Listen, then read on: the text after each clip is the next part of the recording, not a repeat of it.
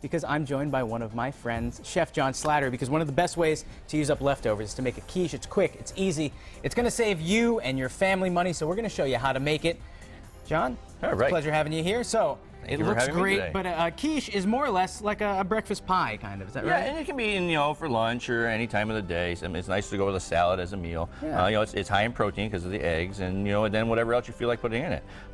This time of year being spring, although where I'm from, the asparagus isn't growing quite yet. Neither are the spring onions, but we're close. We're getting there. Yeah, we're getting there. So we were jumping the gun, and we made this nice dish. So we brought some asparagus, which is a typical spring vegetable, and some of the green onions.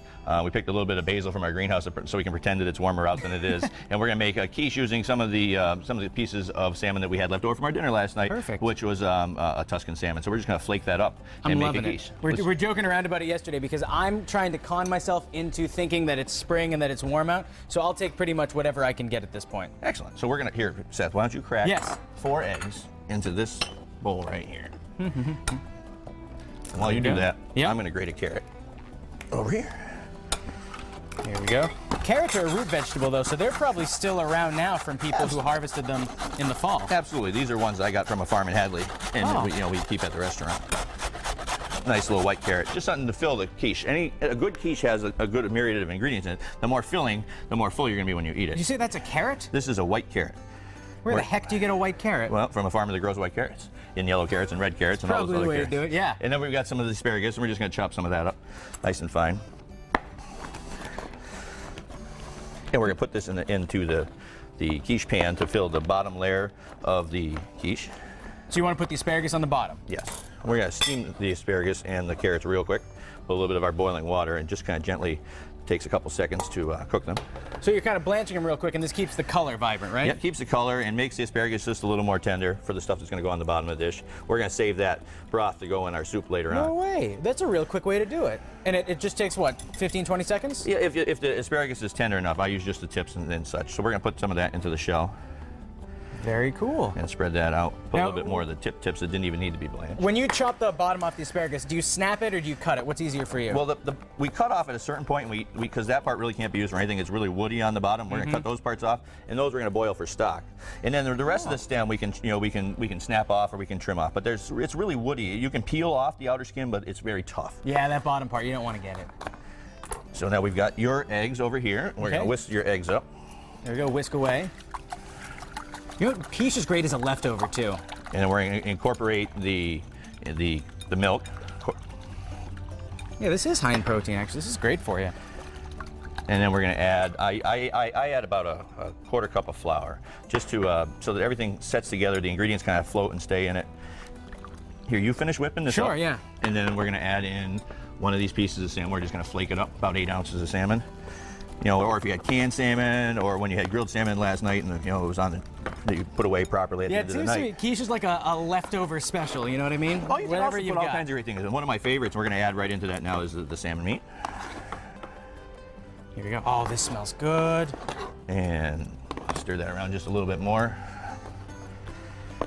A little basil. A little bit of that fresh basil, nice and alive. Get that in the bottom. It's going to permeate this. There, and a little bit of salt and pepper. Salt and pepper, and then shall I put these in? There you go, and then pour it right in. Yeah. Easy enough.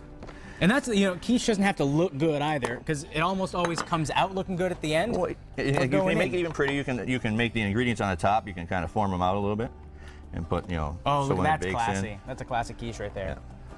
So that would be the quiche, and we put it into our preheat oven at 425 degrees for about 45 minutes. So it'll be delicious by the end of the show? It should be. Okay, here, I'll pop it in. Now, in the meantime, you're boiling up the asparagus, you said, for a stock. Yes, because we're going to make a cream of green soup, another great thing to do with leftover asparagus and broccoli vegetables and any other kind of green vegetable, kind of like cream of broccoli soup, cream of asparagus soup. So we just combine all of the ingredients that we have in the kitchen and make a cream of green soup. Love it.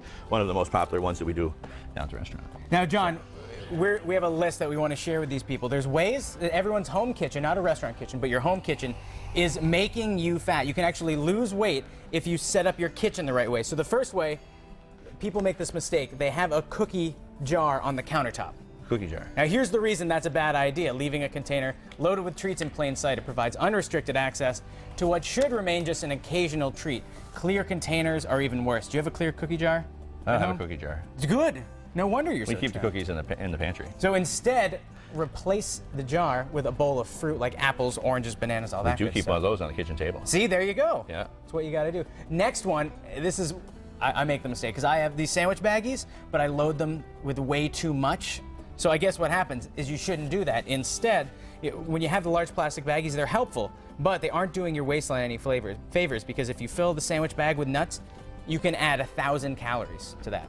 So instead, what everybody says to do is just to appropriately pack it. You know, like put one serving in there. That makes a lot of sense to think me. about And that. they even make those little snack size bags They do. to help you with that goal, But too. see, I always look at those bags and I say, oh, no, I want more than that. So you gotta be, maybe you need a 3/4. I need something that's in between, or just many snack baggies. Here's the next one, though. Your plates and your glasses are too large. There's a Good Housekeeping Research Institute study. Testers poured themselves the perfect amount, 5 ounces, when they had a smaller stemmed wine glass. But when they were pouring into a larger glass, the majority of people gave themselves 2 ounces more on the average. That's 50 extra calories. It's a lot of wine.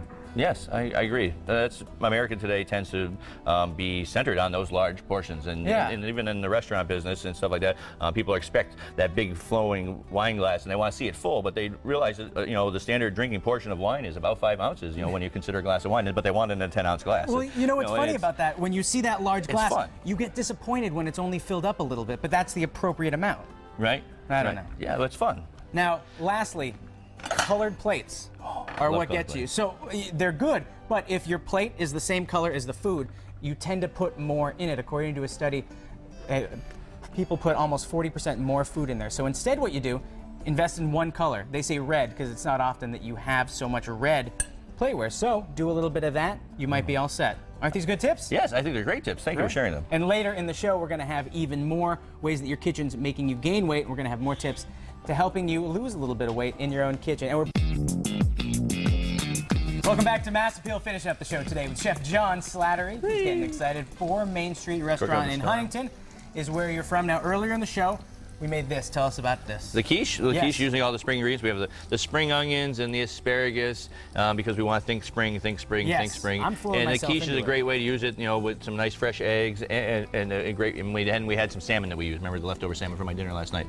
We flaked it in there, and look at the beautiful result we came out with. A nice flaky crust, egg custardy filling, and meat and vegetables. So a very filling lunch or breakfast or any other time of the day. And these are great too, because this you can use leftovers with. And then because everyone out there, I don't know about you, but I certainly am trying to save some money. We don't want anything to go unused, so we made some stock with the bottoms of the asparagus. Right. I had taken the bottoms of the asparagus and some of the stems from the parsley and the parts that wouldn't be very good in the soup to eat, and I boiled them in the pot while the show was on, and then have strained them into the strainer. So all the part that we wouldn't want in our final soup is going to be strained away. So right there, and we have that's a the junk. beautiful green broth. Or stock made from green vegetables. And What an idea. While we were gone, I've got a half a pound of butter in this or half a cup of butter, sauteing in this pan with the broccoli and onions and a little bit of asparagus bottoms, and they're just cooking away over here. And now that they're soft and tender, we're going to add some flour to them. To thicken it up a little bit? Yep, this is a French term, it's called sanger. And then it's adding the flour to the vegetables while they're cooking in the oil. It makes the roux right in the pot. Roux is when we make the flour and the butter together, and then add it in later. But this way, it's all a one-step process. We've got our softened vegetables and our flour cooking together into the roux. And then you add the broth in, you're good to go. We're going to add the cream and the broth, and then we just hit it with the little magic buzzer. So we're just going to do a quick boil here. This is actually kind of like one of our tips to help you lose a little bit of weight in the kitchen. You can't hide your produce. That's one of them. Right? That's a great idea. You got to keep everything in the front and make lists too, because if you're meal planning, then you'll be good to go. That's the important thing. Do you meal plan at home? Nah, it's hard. My sons, all three of them, my 2-year-old, my 6-year-old, or my 8-year-old, and my 10-year-old, they're getting bigger so fast. And they grow. Yeah, they very specific on what they like to eat. So the menu plan is pork chops and chicken and pork chops. At least and you're chicken. planning. Everybody at home can do it too. Hey, tomorrow on the show.